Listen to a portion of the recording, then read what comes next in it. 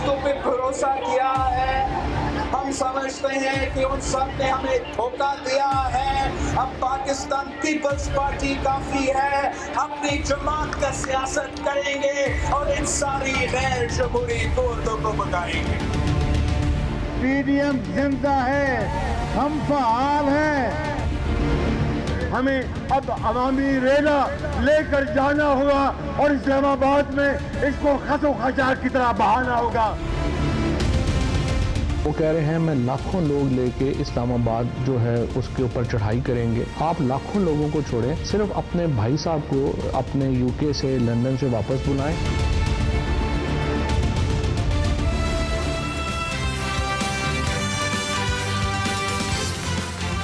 अस्सलाम वालेकुम, good evening. मैं हूं मेहर बुखारी। जिन जावियों में पीडीएम की सियासत में वे गर्दिश है, कोई नहीं जानता कि ऑपोजिशन की बड़ी सियासी जमातों पर मुश्तमिल डेमोक्रेटिक अलायंस का हदफ है क्या। पीडीएम इस्लामाबाद की तरफ मार्च का इरादा रखती है। इस मार्च के मकासद क्या हैं? पीडीएम हुकूमत गिराना चाहती है, कबल अज़ वक्त इंतखाब, या फिर सियासत में हिस्सादारी का मुतालबा है? हुकूमत को इत्मीनान है बहरहाल कि हदफ हुकूमत नहीं है। तो ऐसे ही आज पहला ये जो जलसा है, ये बुनियादी तौर के ऊपर तो देखें पीपल्स पार्टी के खिलाफ। कल फजलुर रहमान साहब का बयान भी देखा और आज जो शहबाज शरीफ साहब ने भी जो तकरीर की, जो बुनियादी तौर पर जो उन्होंने गुफ्तगू की है, वो उन्होंने माजी में और आज उन्होंने कहा कि मैं कराची की हालत पे रो रहा हूँ। तो इसका मतलब ये है कि जो आज का जलसा है ये बुनियादी तौर के ऊपर पीपल्स पार्टी के खिलाफ जलसा है। और हुकूमत को ये तसल्ली भी है कि कई नजरियाती कश्तियों में सवार पीडीएम हुकूमत का कुछ नहीं बिगाड़ सकती। वज़ीर इत्तलात का कहना है कि 1 महीना शहबाज शरीफ सदर रहते हैं और 1 माह मरियम नवाज। हमारे ज़रा ये भी खबर दे रहे हैं कि शीन और जानशीन के दरमियान सियासी कशीदगी जोरों पर है। नाज़रीन, गुज़िश्ता रोज़ पीडीएम ने कायदे आज़म के मज़ार के सामने बाग़ जिना में अवामी ताकत का मुजाहरा किया। अपोजिशन इत्तेहाद का पीपल्स पार्टी के बगैर कराची में पहला पावर शो था। जलसे में होने वाली तकरीर से आम तासुर यही है कि पीडीएम कई सियासी मखमसों में तकसीम है। शहबाज शरीफ कौमी हुकूमत का मुतालबा कर रहे हैं। उनका मानना है कि एक जमात मुल्क के मसाइल हल ही नहीं कर सकती। शहबाज शरीफ कौमी हुकूमत कौमी डायलॉग की बुनियाद पर चाहते हैं और मौलाना फजलुर रहमान साहब के पास इस्लामाबाद की तरफ मार्च, जलसों, रोड कारवां और इनकलाब के सिवा कोई रास्ता नहीं है। जबकि पीडीएम के जलसों में तीसरे अहम तरीन मुकर्रर की सुई वहीं खड़ी है कि जहां शहबाज शरीफ साहब के पर जलते हैं। नवाज शरीफ पीडीएम के जलसे से मुखातिब थे। ये वही लोग हैं, कह रहे थे कि वोट चोरी जिन्होंने की है और इमरान खान को लेकर आए हैं और 22 करोड़ अवाम के सर पर मुसल्लत कर दिया है। जमहूरियत पर शबखून मारने वालों को उनकी बात अच्छी नहीं लगती क्योंकि वो सच बोलते हैं, वो हक पर हैं, लिहाजा उनके अंदर सच सुनने का हौसला नहीं है। दूसरा मखमसा पीडीएम के फ्री कैन में पीडीएम के सरबरा का कहना है कि पीपल्स पार्टी ने हमारे एतमाद की लाज नहीं रखी। लॉन्ग मार्च में पीपल्स पार्टी साथ देती तो अब तक इंतखाबात हो चुके होते। पीपल्स पार्टी ने हमारी पीठ में छुरा घोंपा है। जहाँ तक बात है पाकिस्तान पीपल्स पार्टी की, हम एक बात बड़ी वजाहत से करना चाहते हैं कि उन्होंने अपनी पूरी संजीदगी के साथ ये कोशिश की कि पीडीएम की पीठ में छुरा घोंप दें। सिंध के हुकूक को भी इस जलसे में नज़रअंदाज नहीं कर रहे हैं। उस हवाले से भी हाईलाइट किया जाएगा सिंध के मसाइल को। पाकिस्तान पीपल्स पार्टी जो इस वक्त अपनी सियासी बका की जंग तनहा लड़ रही है, उसका मानना है कि अगर अपोजिशन जमातें 10 ज़िमनी इंतखाब में फाते हैं तो ये उनकी हिकमत अमली का नतीजा है। पीपल्स पार्टी ने कुछ दोस्तों पर भरोसा किया मगर उन्हें धोखा दिया गया। हमने बहुत से दोस्तों पे भरोसा किया है, हम समझते हैं कि उन सब ने हमें धोखा दिया है। अब पाकिस्तान पीपल्स पार्टी काफी है, पाकिस्तान पीपल्स पार्टी के चेहरे काफी है। हम अपने पांव पे खड़े होकर अपनी जमात का सियासत करेंगे और इन सारी गैर जमहूरी कुव्वतों को भगाएंगे। तीसरा अहम तरीन सियासी मखमसा कबल उस वक्त इंतखाबात के मुतालबे पर है। नून लीग की सालिम जमात को ये यकीन है कि हुकूमत 1 साल में आम इंतखाबात का ऐलान खुद कर देगी। नून लीग के मुताबिक हमारा अंदाजा है कि हुकूमत के लिए अब ये नामुमकिन हो चुका है कि वो अगले साल से आगे इलेक्शन लेकर जा सके, क्योंकि हुकूमत ने सख्त फैसले अगले साल तक मुलतवी कर दिए हैं और वो चाहते हैं कि नवंबर 2022 से पहले इलेक्शन करवा दिए जाएं। यही पेशगोई हमारे ही प्रोग्राम में राना सनाउल्लाह और मोहम्मद जुबैर भी कर चुके हैं। लेकिन यहाँ पे जो हमारा अंदाजा है वो ये है कि अब खुद हुकूमत के लिए अमलन नामुमकिन हो गया है कि वो अगले साल से आगे इलेक्शन लेके जा सके, चूंकि जो मईशत के हार्ड चॉइसेस हैं वो इन्होंने इस साल नहीं की, इन्होंने डेफर कर दी हैं। इन्होंने 60 अरब रुपया रखा है अपने MNS के अंदर रिश्वत के तौर पे बांटने का, جس کے نتیجے میں وہ بھی یہ چاہتے ہیں کہ نومبر 2022 سے پہلے وہ الیکشن کرا لیں. میرا خیال ہے ارلی الیکشنز یہ کروائیں گے. میرا اپنا خیال ہے ارلی الیکشنز کروائیں گے, نیکسٹ ایئر کروائیں گے. دیکھیں 2022 جو ہے یہ الیکشن ایئر ہوگا اور اس میں پھر اس چیز سے کوئی فرق نہیں پڑتا کہ یہ مارچ اپریل میں ہوتے ہیں یا نومبر دسمبر میں ہوتے ہیں. تو اس لیے 2022 جو ہے یہ الیکشن ایئر ہے. کب ہوتے ہیں, پہلے ہوتے ہیں یا 6 ماہ بعد ہوتے ہیں, اس سے کوئی فرق. ششپنج یہ ہے کہ نون لیگ قبل از وقت انتخابات چاہتی ہے مگر انتخابی اصلاحات پر خاموش ہے. نون لیگ کے پاس یہ عذر تو ہے کہ اسٹیبلشمنٹ سالم انتخاب چوری کرے گی, لیکن اپنی مرضی کی حکومت اس طرح وہ بنا بھی سکتی ہے. مگر نون لیگ کی قیادت کے پاس یہ جواب نہیں ہے کہ قبل از وقت انتخاب میں شفافیت کیسی لائی جائے گی. پی ڈی ایم پچھلے 3 سالوں میں ایک بھی سیاسی ہدف حاصل نہیں کر پائی. نہ اسمبلیوں سے استعفے دیے گئے, نہ حکومت گرا سکی, نہ عدم اعتماد کی تحریک کامیاب ہوئی, اور نہ ہی بیڈ گورننس پر عوام کو موبلائز کرایا جا سکا. نہ سینٹ چیئرمین کے انتخاب میں کامیابی اور نہ ہی اسپیکر قومی اسمبلی پر کوئی فتح. پی ڈی ایم کی سیاسی مشق کا حاصل وصول کیا ہے, بات کرتے ہیں. ہمارے ساتھ موجود ہیں شاہد خاقان عباسی صاحب, سینئر وائس پریزیڈنٹ ہیں پی ایم ایل این کے, پی ڈی ایم کے بھی سینئر رہنما ہیں. آپ کا بہت بہت شکریہ عباسی صاحب. پہلے تو یہ سر یہ بتائیے گا کہ اب ہدف ابھی بھی کیا ہے؟ ہدف حکومت کو گرانا ہے, گھر بھیجنا ہے؟ دیکھیں پی ڈی ایم صرف الائنس نہیں ہے, پی ڈی ایم ایک تحریک ہے. اس تحریک کا واحد مقصد ہے, ایک مقصد ہے, وہ ہے ملک میں آئین کی بالادستی, ملک میں الیکشن کی شفافیت, ملک کے مسائل کا حل, اور ان تمام چیزوں کا جو حل ہے وہ ملک کے نظام کو آئین کے مطابق کرنا. اسلام آباد آ کے یہ پی ڈی اسلام آباد آ کے کریں, گھر بیٹھ کے کریں, الیکشن میں ہو. نہیں آپ تو اسلام آباد آ کے کرنا چاہ رہے ہیں نا. دیکھیں یہ تمام آپشنز ہمارے پاس ہیں, یہ تمام آپشنز ہمارے پاس ہیں. یہ جب ہم وقت آئے گا فیصلہ کر لیں گے. سر وقت کب آئے گا؟ جی وقت کب آئے گا؟ میں اس لیے آپ سے پوچھ رہی ہوں کہ آپ کی اپنی قیادت کے, میں نے سارے آپ نے دیکھا ہے شارٹس چلائے ہیں, آپ کی اپنی قیادت کہہ رہی ہے کہ خود پی ٹی آئی اگلے سال انتخابات کرانے والی ہے, تو اس میں آپ کی فنکاری کیا ہوگی؟ وہ تو آپ سوال کرتے ہیں, جواب دے دیتے ہیں. اچھا, ہم نجومی کا کردار بھی, ہمارا سیاستدان کا کام ہوتا ہے نجومی کا کردار بھی ادا کریں. میں تو پہلے دن سے کہہ رہا ہوں کہ اس حکومت کا ہر لمحہ ملک پہ بھاری ہے اور وقت نے ثابت کر دیا ہے. آج معیشت تباہ ہو گئی, آج معیشت تباہ ہے, آج مہنگائی جو ہے وہ آسمان کو چھو رہی ہے, آج بے روزگاری نہیں, یہ مسائل ہے نا, ان مسائل کا حل آخر ملک کے مسائل کو حل نہیں کریں گے. طریقہ کار سمجھا دیجیے. طریقہ کار سمجھا دیا. نہیں میرا سوال ابھی بھی, آپ کہہ رہے ہیں کہ یہ سارے جو قبل از وقت انتخاب دیکھ رہے ہیں یہ نجومی بنے ہوئے ہیں, ایسی کوئی ٹھوس بات ہے؟ آپ سوال پوچھتے ہیں کہ آپ کا کیا خیال ہے, ہر آدمی اپنے سوچ کے مطابق جواب دے دیتا ہے. اور آپ کی سوچ کیا ہے؟ قبل از وقت انتخابات ہونے جا رہے ہیں؟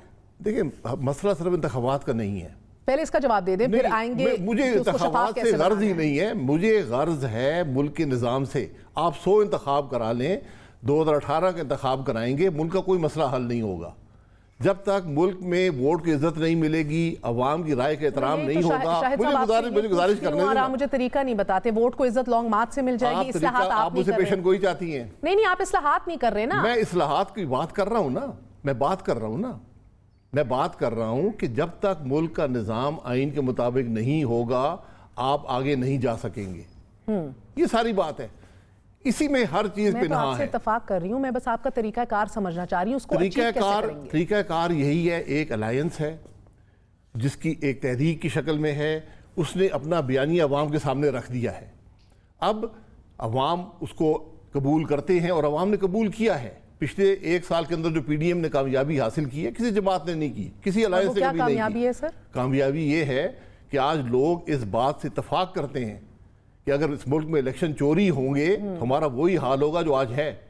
آج تو سیالکوٹ کے اندر تو انہوں نے اتفاق نہیں کیا, کشمیر میں تو انہوں نے اتفاق نہیں کیا. بالکل, میں سیالکوٹ ایک الیکشن کی بات نہیں ہوتی, اور اگر 10 میں جو کشمیر میں ہوا ہے وہی بات ہے جس کے ہم خلاف ہیں. مگر ہو گیا نا کہ الیکشن چوری ہوئے نا, کسی نے کیا بگاڑ لیا؟ آپ الیکشن کل بھی چوری کر ثابت کر لیے. ادھر تو سر 72 سالوں سے الیکشن چوری کی بات ہو رہی ہے. میرے پاس کوئی حملہ آور نہیں ہو سکتا ہوں, میں تو ایک حق کی بات کر سکتا ہوں. اس کا ایک حل جو آپ کے پاس نہیں ہے معذرت کے ساتھ, ایک حل حکومت وقت تجویز کر رہی ہے, اور آج ہی کہا گیا ہے کہ 3 رکنی ڈیلیگیشن کو پی ایم ایل این سے رابطہ کیا جائے گا, اس میں آپ بھی موجود ہیں. مجھے ایسی کوئی بات ہماری نالج میں نہیں ہے, لیکن میں گزارش کر دوں, میں میری محترمہ میری گزارش سن لیں, ای وی ایم کسی چیز کا حل نہیں ہے.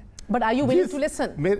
کھلے دل سے ہر چیز کو سننے کو تیار ہوں, میری بھی بات سننی پڑے گی. میں کیا کہہ رہا ہوں, میں کہہ رہا ہوں جہاں الیکشن چوری ہوتے ہیں وہ ای وی ایم کیا کر لے گا, وہ تو چوری میں سہولت ہی دے گا.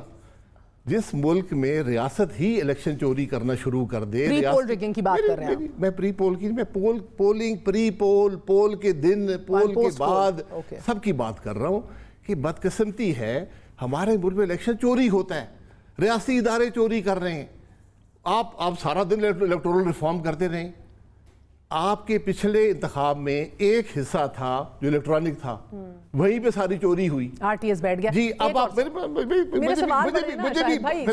मुझे आप सवाल का जवाब तो देने देना, आप सवाल सो कर ले। आपने कह दिया रियासत, जी मैं यही कह रहा हूँ कि जब आप पूरे निजाम को सो कॉल्ड इलेक्ट्रॉनिक बनाने की कोशिश करेंगे तो फिर क्या बचेगा? अच्छा एक मिनट, गो के I don't want to get into details. वो बार-बार कह रही है ये इंटरनेट के ऊपर नहीं होगा, आप सुनने को तैयार हैं कि नहीं? मैं तो ये आपसे जानना चाह रही थी, आपसे राब्ता करने वाले हैं। सुन चुका हूँ, मैं इनसे बेहतर जानता हूँ ये बातें हैं क्या।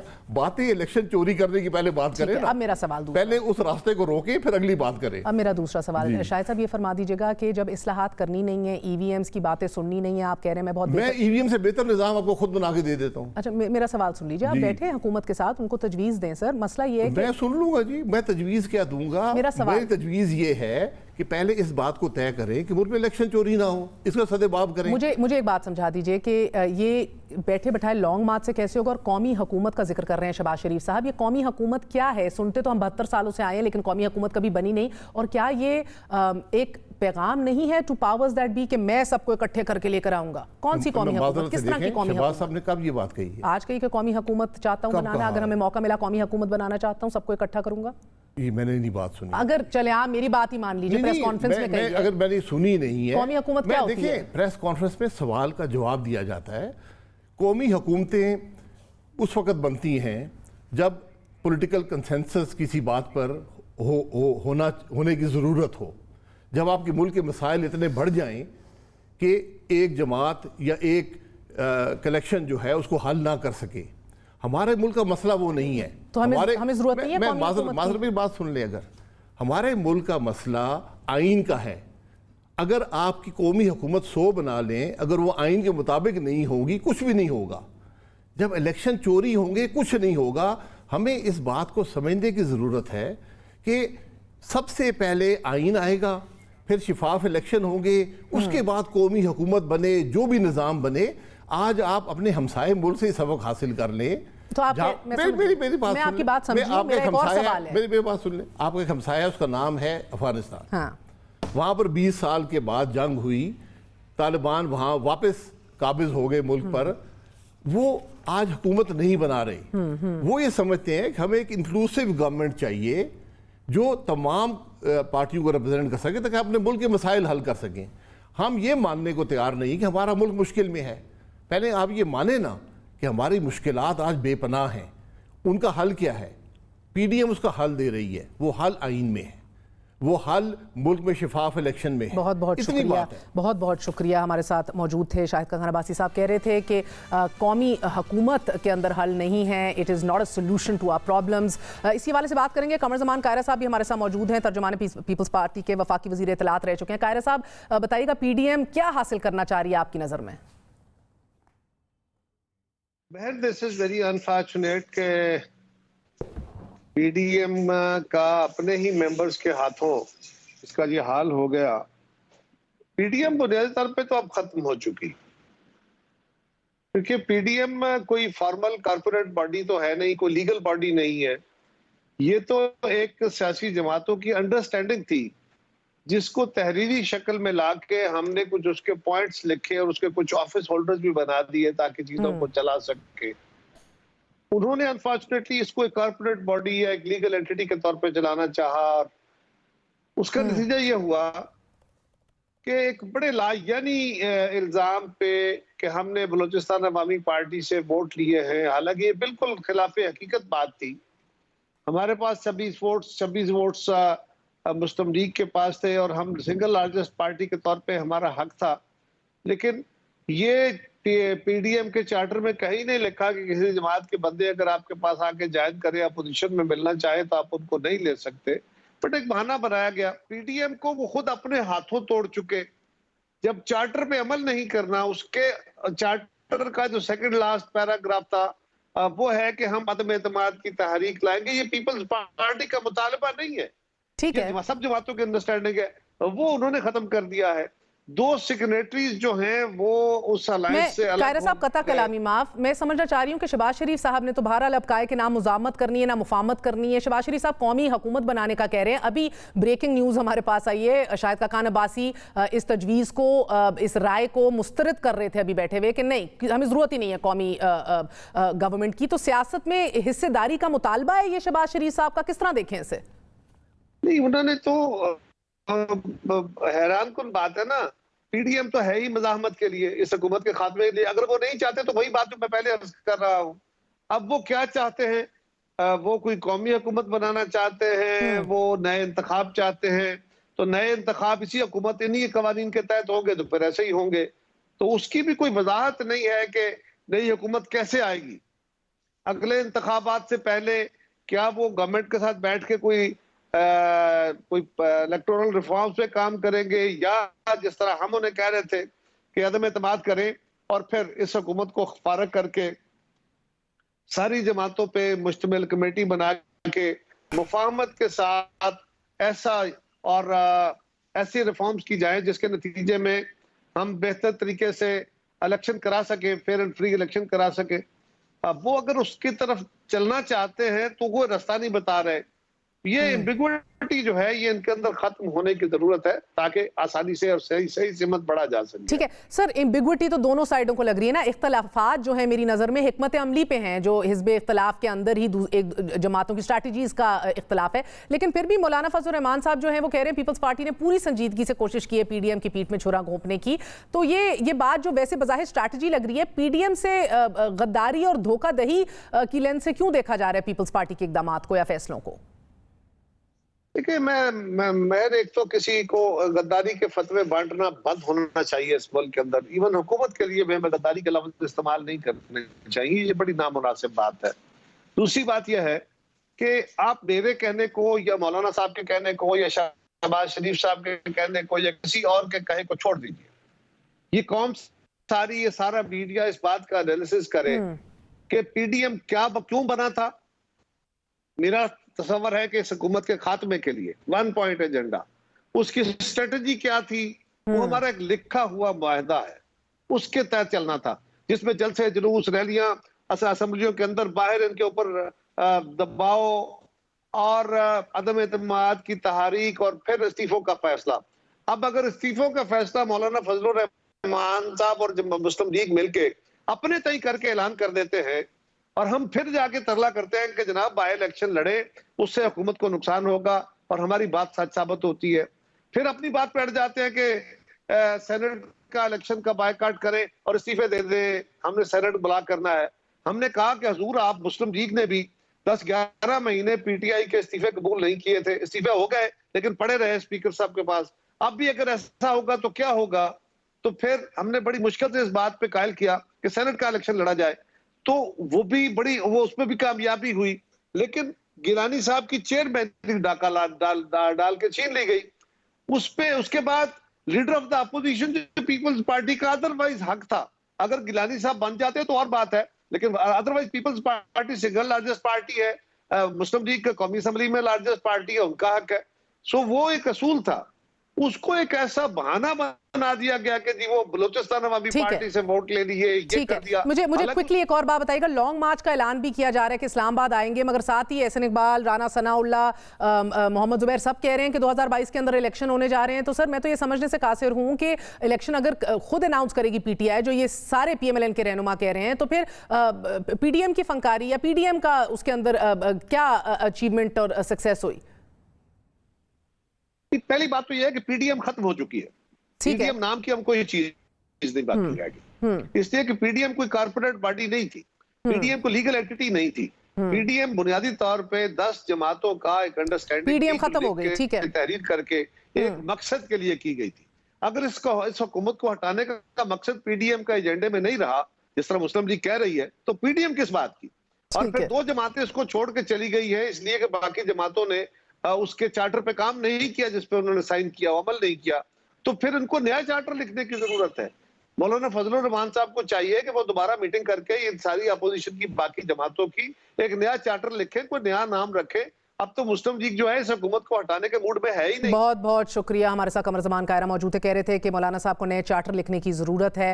آپ نے بات سنی شہباز شریف صاحب کی قومی حکومت کی تجویز کو بہرحال شاہد خاقان عباسی صاحب نے رد کیا ہے. ایک چھوٹا سا وقفہ لیتے ہیں, وقفے کے بعد بات کریں گے اعلیٰ عدلیہ کی کچھ اہم ترین فیصلوں کی. صحافیوں کے تحفظ فراہم کرنے کے حوالے سے آج خود نوٹس لیا گیا ہے سپریم کورٹ میں, اور پلاٹس کی بندربانٹ کے حوالے سے اسلام آباد ہائی کورٹ کا اہم ترین فیصلہ آپ کے سامنے رکھیں گے. Stay with us.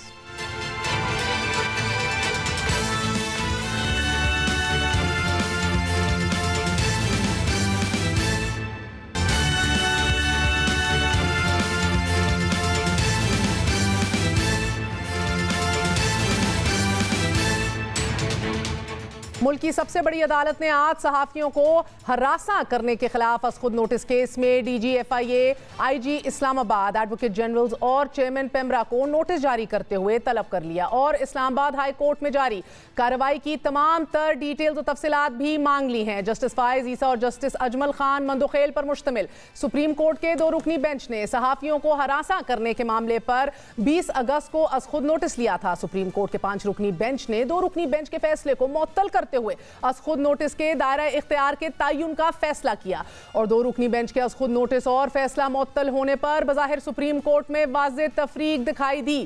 آج کیس کی سماعت کے دوران جسٹس اعجاز الاحسان نے ریمارکس دیے کہ صحافیوں کے حقوق کے تحفظ کے لیے سپریم کورٹ مداخلت کرے گی. تنخواہوں کی عدم فراہمی اور نوکریوں سے نکالے جانے پر عدالت صحافیوں کے ساتھ کھڑی رہی. عدالت نے خود کو مطمئن کرنا ہے کہ بنیادی حقوق کی خلاف ورزی تو کہیں نہیں ہو رہی. جسٹس منیب اختر نے ریمارکس دیے کہ آئین پاکستان میڈیا کو آزادی فراہم کرتا ہے. آزادی صحافت کا ذکر تو بھارتی اور امریکی آئین میں بھی نہیں. کوئی قانون اگر آرٹیکل 19 سے متصادم ہوا تو کالعدم قرار دے دیا جائے گا, اور اگر کمرہ عدالت خالی بھی ہوا تو بھی سماعت کریں گے. جسٹس قاضی امین نے ریمارکس دیے کہ بطور جج ہم سیاست نہیں کر سکتے. صحافیوں کا کام بھی صحافت کرنا ہے, سیاست کرنا نہیں. صحافت اور آزادی اظہار رائے تہذیب کے دائرے میں ہونی چاہیے. ججز تاریخ کے ہاتھوں میں ہیں, چند افراد کے نہیں. درخواست گزاروں عبدالقیوم صدیقی, اسد طور اور عامر میر نے عدالت پر عدم اعتماد کرتے ہوئے اپنی درخواستیں واپس لے لی. عامر میر نے یہ کہتے ہوئے اپنی درخواست واپس لے لی کہ مجھے انصاف کی امید نہیں, کیونکہ خفیہ ہاتھ انصاف سے زیادہ طاقتور ہے. صحافیوں کی طرف سے درخواستیں واپس لینے پر سپریم کورٹ نے کہا کہ اگر آپ عدالتی کارروائی کا حصہ نہیں بننا چاہتے تو یہ آپ کی صوابدید ہے. عدالت آرٹیکل 184(3) کے تحت مقدمے کی کارروائی کو آگے بڑھائے گی. عدالت سے ہی جڑی ناظرین ایک اور اہم ترین خبر یہ ہے کہ اسلام آباد ہائی کورٹ نے گریڈ 22 کے افسران کو اضافی پلاٹس کی الاٹمنٹ غیر قانونی قرار دیتے ہوئے معاملہ وفاقی حکومت کے سپرد کر دیا. اسلام آباد ہائی کورٹ نے 27 اگست کو گریڈ 22 کے افسران, ججز اور سول سرونٹس کو 1 سے زائد اضافی پلاٹس کی الاٹمنٹ غیر قانونی قرار دے دی. اور ساتھ ہی جورسٹ فاؤنڈیشن نے عدالت کو درخواست میں استدعا کی تھی کہ 27 جون 2006 کو وزیر اعظم نے سیکرٹری اسٹیبلشمنٹ کی بھجوائی گئی سمری منظور کی. سمری منظور کرنے کی وجوہات قانونی نہیں بلکہ خواہشات پر مبنی ہیں, اس لیے اضافی پلاٹس دینے کی منظوری کالعدم قرار دے دی جائے. اسلام آباد ہائی کورٹ نے جورسٹ فاؤنڈیشن کی درخواست پر جسٹس محسن اختر کیانی نے قرار دیا کہ ججز اور سول سرونٹس کو پلاٹ الاٹمنٹ کے حوالے سے کوئی قانون موجود ہی نہیں سرے سے. حکومت اگر اعلیٰ عدلیہ کے ججز اور سول سرونٹس کو 1 سے زائد پلاٹس دینا چاہتی ہے تو پہلے قانون سازی کرے. عدالت نے اپنے فیصلے میں لکھا کہ جن ججز اور سول سرونٹس کو پلاٹس الاٹ ہو چکے ہیں ان کو منسوخ نہیں کیا جا رہا, اور یہ معاملہ بھی وفاقی کابینہ دیکھے گی. اسلام آباد ہائی کورٹ کا یہ اہم ترین حکم اس حوالے سے اہمیت کا حامل ہے کہ حکومت اس معاملے کو دیکھے, پالیسی وضع کرے تاکہ شہریوں کا نظام حکومت پر اعتماد بحال ہو. اربوں روپے مالیت کی زمین گریڈ 22 کے افسران اور بااثر افراد کو اونے پونے داموں الاٹ کرنے کا یہ معاملہ 2006 سے جاری ہے.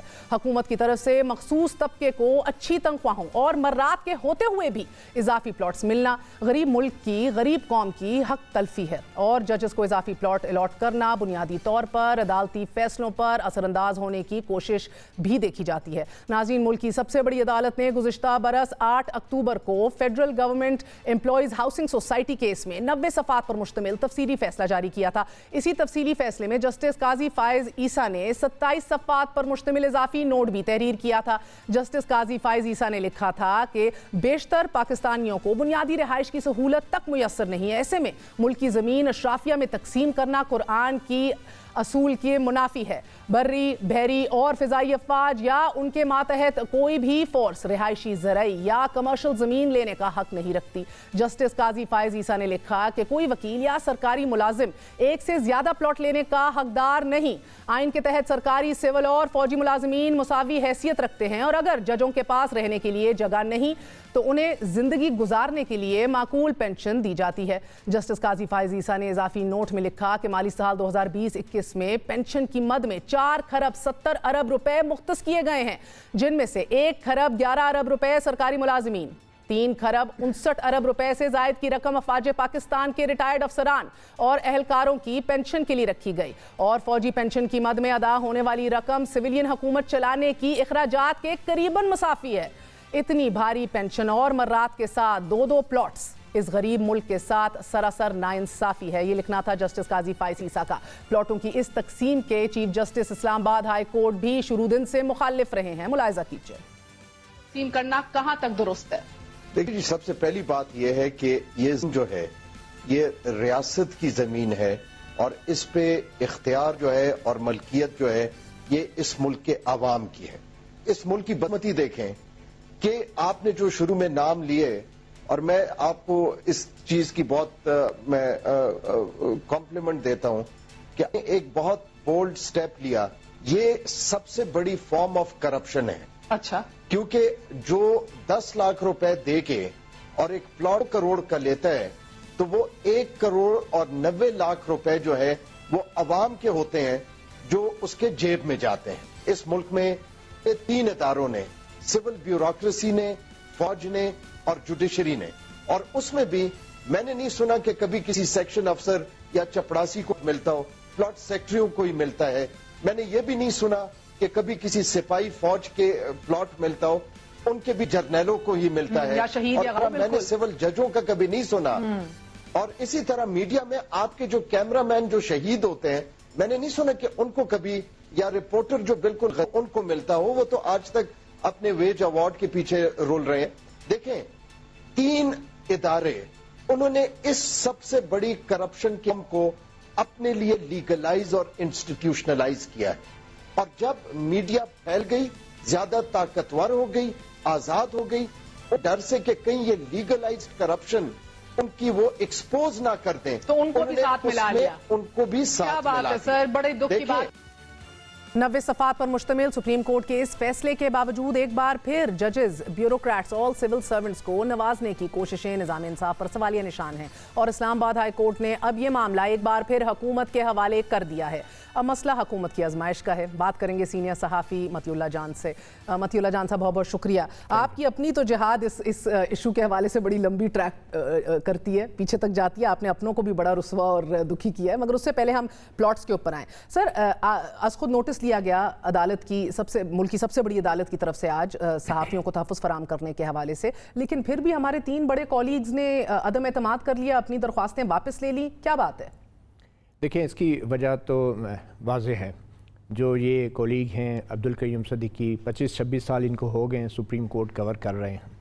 انہوں نے درخواست دائر کی تھی اس امید کے ساتھ کہ صحافیوں کو تحفظ ملے گا، مگر جو کچھ بعد میں ہوا، جس طریقے سے ججز کے بیچ باہمی ایک قسم کے اختلافات سامنے آئے، تو اس کے بعد ایک تاثر یہ پیدا ہوا کہ جب خود معزز ججز ہی ایک دوسرے پر اعتماد نہیں کر رہے تو ہم کس سے انصاف لیں گے؟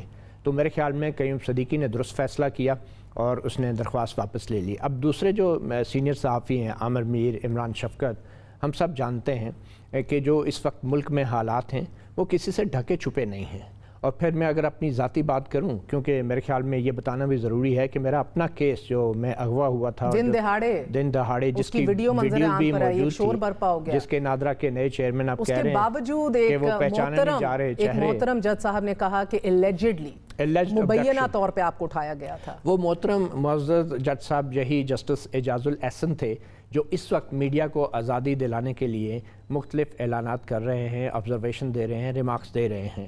تو مجھے بہت افسوس ہوا تھا، کیونکہ میں اپنی بازیابی کے صرف 6-7 گھنٹوں کے بعد سپریم کورٹ کے سامنے کھڑا تھا۔ میں بڑی آسانی سے کہہ سکتا تھا کہ میں ابھی بازیاب ہوا ہوں، میں نہیں آتا سپریم کورٹ، میں خاموش ہو سکتا تھا، مگر میں نے اپنے ویڈیو لاگ پہ، اپنے چینل پہ اپنی پوری کہانی سنائی۔ اور آج جسٹس اعجاز الاحسن یہ یقین دہانی کرا رہے ہیں، اور پھر ان کے ساتھی ایک جج ہیں جسٹس قاضی امین، ان سے پہلے سوشل میڈیا کے حوالے سے کیس کے دوران ان ججز معزز ججز کی بڑی سٹرانگ ریزرویشن تھی، اور انہوں نے کہا تھا کہ سوشل میڈیا بالکل مادر پدر آزاد نہیں ہونا چاہیے، اور ایک خاص باعث ہے جو کہ نہیں بھی ہونا چاہیے، مگر وہ ایک اور ڈیبیٹ ہے کہ ایڈیٹوریل لائنس تو ہونی چاہیے. ایگزیکٹلی، وہ تو لیکن یہ طریقہ نہیں ہے، آوارہ نہ ہو. دیکھیں ایڈیٹوریل لائنس تو اخبارات کی بھی ساری مہذب معاشروں میں ہوتی ہے، لیکن سیلف ریگولیشن ہوتی ہے، پولیسنگ نہیں ہوتی، اریسٹ نہیں ہوتی، گرفتاریاں نہیں ہوتی، وارنٹ نہیں ہوتے، سرچ نہیں ہوتے، صحافیوں کے موبائل فون اور لیپ ٹاپس نہیں چھینے جاتے، ان کی سورسز کا نہیں معلوم کیا جاتا. تو جس طریقے سے ڈریکونین طریقے سے پیکا کے ڈریکونین لا کو استعمال کیا جا رہا ہے، اس صورتحال میں ان سب کو پتہ ہے، ہمارے معزز ججز کو سب دیکھ رہے ہیں، سپریم کورٹ کی نالج میں ہے، آج تک کسی نے سو موٹو نہیں لیا. پی ایم ڈی اے حکومت لا رہی ہے، آپ نے ذکر نہیں کیا، ویسے تو اس ملک کے چیف ایگزیکٹو کو بھی ایک انٹرنیشنل فورم پہ پوچھا گیا تھا جب آپ کو دن دہاڑے اٹھا لیا گیا تھا، اور انہوں نے بھی بالکل لا علمی کا اظہار کیا تھا کہ مجھے بھی نہیں معلوم. تو یہ حالات ہیں مہر بخاری کے، جن حالات میں ان صحافیوں نے درخواست واپس لینے کا فیصلہ کیا. اور آپ مجھ سے یہ پوچھیں نا کہ میں کیوں نہیں درخواست گزار بنا، مجھے کہا قیوم صدیقی نے، میں نے دو وجوہات تھی. ایک وجہ یہی تھی کہ میرا اپنا کیس ابھی بھی سو موٹو پینڈنگ ہے، اور وہ بھی جسٹس اعجاز الاحسن صاحب کے سامنے ہے. 3 رپورٹیں آئی جی پولیس داخل کرا چکے ہیں، لیکن رپورٹوں کو کھولنے کی آج تک کسی کو زحمت نہیں ہے. 16 مہینے گزر چکے ہیں، اور پولیس کی اتنی مذکہ خیز رپورٹ ہے وہ کہ اس کو اگر ایک دفعہ بھی معزز جج پڑھ لیں تو اندازہ ہو جائے گا کہ سارے واقعے کے پیچھے کون سے طاقتور ادارے ہیں جن کے حوالے سے آج سپریم کورٹ کہہ رہی ہے ہم کمرہ عدالت خالی بھی ہو تو ہم جو ہے اپنی کارروائی کریں گے. متی اللہ جان صاحب فرمائیے گا کہ پلاٹوں کا ایشو جو ہے 2006 سے آن گوئنگ ہے، میں نے بھی ماضی میں بہت اٹھایا تھا، اس کا برنٹ اپنی صحافی برادری سے بھی بھگتا، آپ نے بھی بھگتا، آپ نے بھی کچھ ایسے شوز کیے. بہتر اپنے گریبان میں مختصراً جھانک لیں، بیکاز لوگ کہتے ہیں کہ آپ دوسروں کے پیچھے پڑ جاتے ہیں، خود نہیں دیکھتے. ماضی میں ہم نے دیکھا بڑے بڑے صحافیوں کو، تگڑے بیک گراؤنڈز تھے، بڑے بڑے اینکرز تھے ٹیلی ویژن پہ آنے والے، ان کو بھی پلاٹس دیے گئے، مگر پچھلے کئی سالوں سے ایسی بات نہیں سنی گئی. تو کیا یہ پالیسی جو ہے، کیونکہ اب اسلام آباد ہائی کورٹ اس کو ریویو کے لیے اور اس کے اوپر قانون سازی کے لیے واپس حکومت کے پاس یہ ایشو بھیج دیا ہے، مگر کیا اس پالیسی کے اندر اب جو ایکچولی ڈیزرونگ ایلیمنٹس ہیں ہمارے میڈیا کے اندر، ان کو مل رہے ہیں سرکاری زمین، پلاٹس مل رہے ہیں، بڑے بڑے ناموں کو اب نہیں مل رہے، وہ کام ختم ہو گیا؟ دیکھیں مہر، پہلی بات تو یہ ہے کہ میں ایز اے جرنلسٹ پہلے تو اپنا کانفلکٹ آف انٹرسٹ ضروری ہے کلیئر کر دوں. بالکل. کہ میں 25-26 سال میں مجھے آج تک کوئی ایک پلاٹ نہیں ملا، اور میرے خیال میں خود اس کو پرسو بھی نہیں کر سکا، نہ میں شاید یونین لیڈرز کے اپنے پاس جا کے یہ بات کر سکتا تھا، نہ میں کہیں اور کسی سرکاری منسٹر کے پاس جا کے یہ بات کر سکا، مجھے ہمت نہیں ہوئی. 2016 کے اندر جب F14-15 کا سیکٹر جب اناؤنس ہوا تو اس میں 2016 میں میرے سمیت بہت سے ان صحافیوں نے جنہوں نے آج تک ایک پلاٹ بھی نہیں لیا تھا اپلائی کیا F14 سیکٹر کے لیے. تو یہ میں کلیئر کر دوں، ابھی تک اس کا کوئی فیصلہ نہیں ہوا، 5 سال گزر چکے ہیں، میں نے بھی پرسو نہیں کیا، نہ میں نے معلوم کیا ہوگا نہیں ہوگا، یہ اب اللہ بہتر جانتا ہے. لیکن میں ایک اپلیکینٹ تھا 2016 اور آپ آن دا ریکارڈ یہ رکھ رہے ہیں اس بات کو، میں آن دا ریکارڈ آپ کو یہ clear. And you consider your self deserving? I don't know، اب پالیسی دیکھیں نا، اب یہ گورنمنٹ نے ڈیسائیڈ نہیں کرنا، یہ ہماری یونین. آج کیا کہہ رہے ہیں اسلام آباد ہائی کورٹ کے جج صاحبان، وہ تو بڑے بڑے ججز، جنرل، سول سرونٹس کا ذکر کر رہے ہیں کہ بڑی بڑی مراتیں، بڑی بڑی تنخواہیں ہیں، وہ تو دو پلاٹس، اضافی پلاٹس کی بات ہو رہی ہے. بہرحال بات یہ ہے کہ یہ گورنمنٹ نے ڈیسائیڈ نہیں کرنا، یہ جہاں تک میرا تعلق ہے میرے خیال میں یہ ہماری یونین ڈیسائیڈ کرتی ہے، پالیسی اور رولز گورنمنٹ کے ہوتے ہیں. دوسری بات، اب جہاں تک دوسرے پلاٹ کا تعلق ہے تو یہ صرف ججز کا نہیں ہے، بیوروکریٹس کا نہیں ہے، ہمارے بہت سینئر جرنلسٹوں نے بھی 2 پلاٹس لیے ہوئے اور ایز اے رائٹ سمجھ کے لیے ہیں. بلکہ ایک صحافی، بہت سینئر صحافی تھے، میں نام نہیں لوں گا، ان کو ہمارے احمد نورانی صاحب نے فون کر کے، سوری معذرت کے ساتھ سلامت، انہوں نے جب فون کیا تو انہوں نے کہا بھائی ایک پلاٹ اس لیے تھا کہ وہ پلاٹ تھا، دوسرا اس لیے لیا کہ اس کو بیچ کے اس پلاٹ پہ گھر بنانا تھا. اور ہر شہر میں ایک پلاٹ ہونا تو بہت ضروری ہوتا ہے، کبھی کس شہر میں جانا پڑتا ہے 4-5 سے، اور ہمارے بہت سے صحافیوں نے شاید 3 بھی کئیوں نے لیے ہوں گے.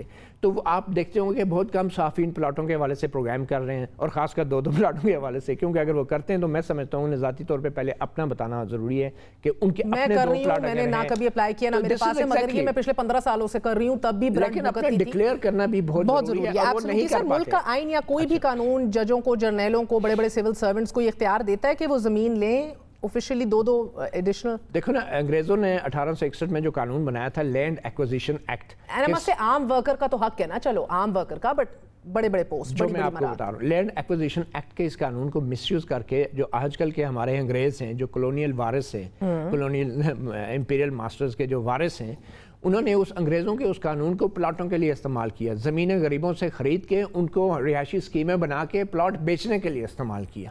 ٹھیک ہے، اب اگر انگریزوں کو پتا ہوتا کہ ہم پلاٹ بیچ کے بہت کچھ کر سکتے ہیں، جاگیریں تو وہ دیتے رہے ہیں، لیکن اگر انہیں آئیڈیا ہوتا تو لینڈ ایکوزیشن ایکٹ 1861 میں آیا تو میرے خیال میں 4-5 سال پہلے اگر کر دیتے تو شاید جنگ آزادی نہ ہوتی، وہ پلاٹ بیچ کے کام چلا لیتے۔ تو مسئلہ یہ ہے کہ اس لینڈ ایکوزیشن ایکٹ کی جو سپریم کورٹ نے ابھی تشریح کی ہے، جس کا آپ حوالہ دے رہی تھی سپریم کورٹ کا فیصلہ، جس میں جسٹس قاضی فائزہ عیسیٰ کے آپ نوٹ کا حوالہ دے رہی تھی، ان سارے ججز نے بشمول جسٹس قاضی فائزہ عیسیٰ نے متفقہ طور پہ کہا ہے کہ جی وکیلوں کا بھی پبلک پرپس بنتا ہے، وکیلوں کی بھی اسکیم کا بنتا ہے، یہ ایک پبلک پرپس ہے، گورنمنٹ کی پالیسی ہے۔ اور جو سی ڈی اے جگہ ایکوائر کر رہا تھا، جو پہلے ہائی کورٹ نے جسٹس عطا من اللہ نے کہا تھا کہ ایلیٹ کیپچر ہے، تو اس جسٹس عطا من اللہ کے فیصلے کو سیٹ اسائڈ کیا، جس میں جسٹس قاضی فائزہ عیسیٰ بھی شامل ہیں۔ انہوں نے بھی کہا کہ عطا من اللہ صاحب بعد میں قرآن اندازی میں بیشتر کے نام بھی آ گئے۔ پھر اب یہ دیکھیں، یہ اس سے بڑا کانفلکٹ آف انٹرسٹ۔ میں بار بار یہ کہہ دوں کہ ہم پالیسی ڈسکس کر رہے ہیں، ادھر کنٹیمپٹ یا کسی کی دل آزاری نہیں ہے، پالیسی ڈسکس کرنا ہر ایک کا رائٹ ہے۔ دیکھیں جو فیکٹ ہیں، چاہے صحافی ہوں یا دیگر سول سرونٹس ہوں، بڑے بڑے لوگ، ادھر کانفلکٹ آف انٹرسٹ تو ہے نا، کانفلکٹ آف انٹرسٹ جب کسی کی سوابدید پہ آپ کو جن ججز نے اسلام آباد ہائی کورٹ کے چیف جسٹس عطا من اللہ کے اس ججمنٹ کو سیٹ اسائڈ کیا، جس میں انہوں نے کہا تھا کہ یہ ایلیٹ کیپچر ہے، ایسے بندربان نہیں ہونی چاہیے، عوام کی زمین ہے، یہ عوام کی امانت ہے۔ ان ججز میں جسٹس مشیر عالم تھے، ان ججز میں جسٹس عمر عطا بندیال تھے، ان ججز میں جسٹس ایک اور معزز جج بھی تھے، جسٹس اعجاز الاحسن تھے 3، اور ایک جسٹس قاضی فائزہ عیسیٰ۔ یہ جو آپ نے ججمنٹ پڑھی ہے یہ 4 ججز تھے ماسوے جسٹس قاضی فائزہ عیسیٰ کے، جنہوں نے آج تک کنسسٹنٹلی ریفیوز کیا اس طرح کی کوئی بھی برات لینے کے۔ سب ججز نے کیا اور پھر وہ کیس بھی سنتے رہے، اور اب جو F14-15 کی لسٹ آئی ہے ان میں بہت سے معزز ججوں کے نام ہیں جنہوں نے یہ کیس کا کانفلکٹ آف انٹرسٹ ہے، seriously conflict of interest, but also جرنیل، آلسو تگڑے تگڑے اداروں کے ہیڈز، آئی مین آپ دیکھتے ہیں اس کے اندر سوابدید نے نوازا بھی جاتا ہے۔ آپ کی آخری سوال، امید ہے تحریک انصاف حکومت سے کہ اس کے اوپر جو ہے واقعی لیجسلیشن کرے صحیح طریقے سے کہ مس یوز نہ ہو یہ، اور جو واقعی ڈیزرونگ ہیں ان تک یہ بالکل اس طرح کی فیسلٹی پہنچے؟ میرے خیال میں 2 پلاٹوں کے حوالے سے تو تحریک انصاف کی حکومت کو بڑا کلیئر کٹ ڈیسیجن لینا چاہیے۔ لیں گے؟ ایک تو میرے خیال مجھے کوئی امید نہیں ہے، کیونکہ یہ جس سہارے پہ کھڑی ہے، جس شاخ پہ بیٹھی ہے، اس شاخ کو کبھی نہیں کاٹے گی۔ اور جب آپ 2 پلاٹ جو ہے بیوروکریٹس کے اور ججوں کے کم کریں گے، پھر سوال اٹھیں گے کہ ڈی ایچ اے میں جو 4 plot at the end of the day before retirement ایک جنرل صاحب لیتے ہیں، تو پھر ان کا کیا بنے گا؟ تو یہ بہت سی کنٹروورسیز ہیں، بہت مشکل ہو جائے گا وزیر اعظم عمران خان کی اس پارٹی کے لیے، اس حکومت کے لیے، کہ 2 پلاٹوں کے حوالے سے، بیوروکریٹس کے حوالے سے کوئی سخت اقدام کریں۔ اور پھر آپ یہ دیکھیں نا کہ جس قسم کا بزنس بن چکا ہے، چیف جسٹس عطا من اللہ نے اپنے فیصلوں میں کہا ہے کہ سرکاری افسر جو ہیں وہ اپنے دفتروں میں بیٹھ کے اپنی رہائشی اسکیموں کی فائلوں پہ سائن کر رہے ہوتے ہیں، عوام کی خدمت نہیں کر رہے ہوتے۔ اور میں آپ کو بتاؤں، ہم 2 پلاٹوں میں یہاں بیٹھے رو رہے ہیں، میں آپ کو کچھ دیروں میں بتاؤں گا کہ یہاں پہ تو معززین عدالت نے 3 پلاٹ بھی لیے ہیں اسی اسلام آباد کے اندر۔ بہت بہت شکریہ آپ کا۔ آپ نے جس طرح سورہ عطا من اللہ صاحب نے کہا، اس ملک کے 3 بڑے اداروں نے اس کرپشن کو لیگلائز اور انسٹیٹیوشنلائز کر دیا ہے۔ ہماری یہی درخواست ہے کہ بارہا جو ڈیزرونگ لوگ ہیں ان تک یہ فیسلٹی ضرور پہنچے، لیکن اس کو مس یوز نہ کیا جائے، جو کہ بارہا ہم دیکھ رہے ہیں اس ملک کے اندر، دہائیوں سے چلتے آتے ہوئے دیکھ رہے ہیں۔ ایک چھوٹا سا وقفہ لیں گے، وقفے کے بعد پھر حاضر ہوتے ہیں، اسٹے ود اس۔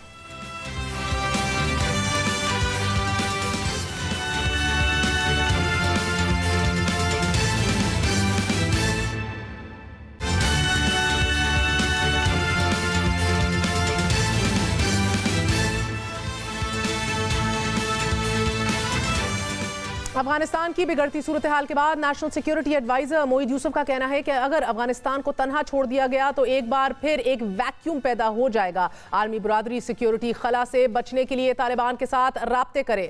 موعید یوسف کا بیان ایک ایسے وقت میں آیا ہے کہ جب امریکہ کے ساتھ امن مذاکرات میں طالبان ٹیم کی سربراہی کرنے والے رہنما شیر محمد عباس ستنگزئی نے 2 روز قبل افغان نیشنل ریڈیو اور ٹیلی ویژن سے خطاب کرتے ہوئے خطے کے ممالک سے تعلقات کے خدوخال بیان کیے تھے۔ چین کے حوالے سے ان کا کہنا تھا کہ چین ایک مضبوط قوم ہے، ہم افغانستان کے حوالے سے چین کی مثبت پالیسیز کا شکریہ ادا کرتے ہیں، ہم فلاحی منصوبوں پر بھی چین کے شکر گزار ہیں۔ تاجکستان کو افغانستان میں مداخلت سے روکتے ہوئے ستنگزئی کا کہنا تھا کہ ہم تاجکستان سے اچھے تعلقات چاہتے ہیں اور امید کرتے ہیں کہ افغانستان کی امداد جاری رکھی جائے گی۔ ہم عدم مداخلت کی پالیسی پر عمل پیرا رہیں گے اور امید کریں گے کہ ہمارے اندرونی معاملات میں بھی مداخلت نہ کی جائے۔ ازبکستان کے ساتھ تعلقات میں مزید بہتری کی امید کرتے ہوئے طالبان رہنما کا کہنا تھا تھا کہ افغانستان میں تعمیر نو کے حوالے سے ازبیکستان کے کردار کو سراہتے ہیں. 20 سال تک مثبت کردار ادا کرنے پر ترکمنستان کا شکریہ بھی ادا کیا گیا اور ان کا یہ کہنا تھا کہ ہم ٹاپی پروجیکٹ کی حمایت کریں گے اور ہر ممکن مدد بھی دیں گے. ایران کے حوالے سے شیر محمد ستنگزئی نے کہا کہ تاریخی طور پر تعلقات میں مد و جز آتا رہا ہے, اپس اینڈ ڈاؤنز آتے رہے ہیں, مگر ایران کی حالیہ پالیسی کی حمایت کرتے ہیں اور امید رکھتے ہیں کہ ہمارے تاجروں کو ہندوستانی سرمایہ کاری سے بننے والی بندرگاہ چاہ بہار تک رسائی دی جائے گی. دو طرفہ تعلقات میں بہتری کو اندرونی معاملات میں مداخلت سے نتھی کیا گیا ہے.